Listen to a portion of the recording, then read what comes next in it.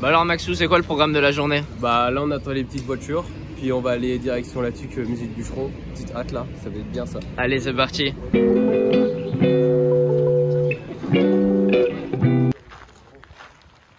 D'une noirceur à l'autre, beau temps, mauvais temps, on était dehors et on travaillait.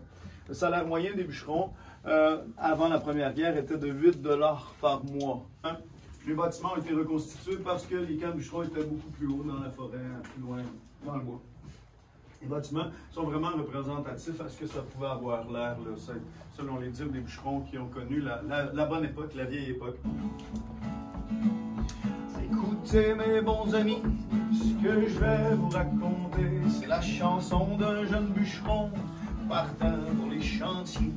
Le récit de cette misère, je vais vous le raconter, c'est de voir tous ces bûcherons dans les maudits chantiers. Les garde-feux au départ faisaient la conscientisation des populations et des travailleurs pour essayer d'endiguer la propagation des incendies.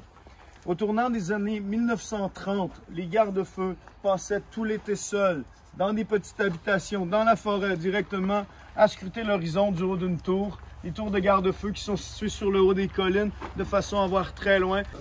C'était rare les bons menuisiers. À l'époque, il n'y avait pas d'école de métier. Il fallait être apprenti chez le maître quelques années. C'était rare les bons menuisiers. Ça pour faire le même plan en plus.